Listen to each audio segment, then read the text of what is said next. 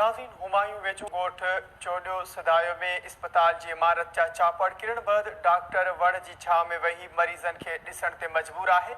वधीक तफ़सील ॾिसूं था इसरार चांडियो जी हिन रिपोर्ट में। नाज़रीन सुल्तानकोट भरिसां यूसी चोॾियो सदाए जे PPHI सेंटर चोॾियो सदा में मौजूदु आहियूं। हिते बरसाति सबबु इस्पताल जा जेके चापड़ आहिनि उहे बि किरी पिया आहिनि। बुनियादी सहूलियतुनि जो फ़क़दान आहे। हिते हिकु डॉक्टर आहे उहो मौजूदु आहे, उहो हिते आयल मरीज़नि जो चकास करे रहियो आहे। ऐं हिते फर्नीचर जी बि खोट आहे, जेको अंदरि सामान आहे उहो बि न आहे हिते मैसर इस्पताल खे। ऐं हीअ जेको आहे नटण उस में वण जे हेठां मरीज़नि जो चकास करे रहिया आहिनि। हिते ॻाल्हि ॿोल कंदासीं डॉक्टरनि सां ऐं मरीज़नि सां त हिते जेके चापड़ छत जा किरी पिया आहिनि त उनजो आला इंतिज़ामिया को नोटिस वरितो आहे ऐं हिन जो को बंदोबस्तु कयो आहे।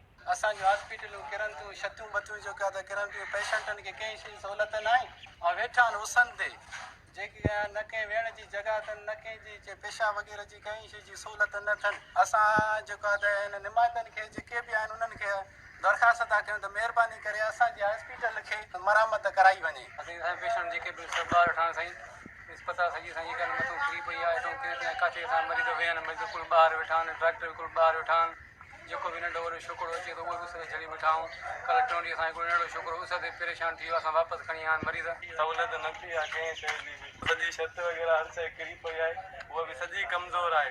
डॉक्टर वग़ैरह हर शइ ॿाहिरि वेठा आहिनि, मतिलबु जेके बि मुलाज़िम अचनि था उहे बि ॿाहिरि ई, उन्हनि खे दवाऊं वग़ैरह हर शइ ॿाहिरि ई मिले थी। नाज़रीन इस्पताल में आयल मरीज़नि जूं ॻाल्हियूं ॿुधियूं। हिननि जो चवणु हो त इस्पताल आहे मुकमल ज़बू हाली जो शिकार आहे। ज़बू हाली जे करे इस्पताल जा चापड़ किरी पिया आहिनि। हिते कॾहिं बि को वॾो हादसो थी सघे थो।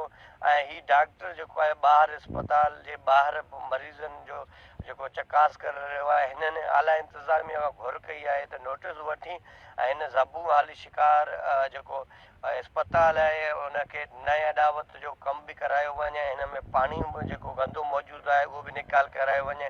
ऐं हिते जेके हिन मरीज़नि जो चवणु हुयो त हिते असांखे दवाउनि जी खोट आहे ऐं दवाऊं बि नथियूं मिलनि। ऐं हिननि इहो बि मुतालबो कयो आहे त दवाउनि जी खोट बि पूरी कयो वञे। साथी कैमरामैन अब्दुल गफ़ार सदायो सां गॾु इसरार चांडियो, KTN न्यूज़ सुल्तानकोट।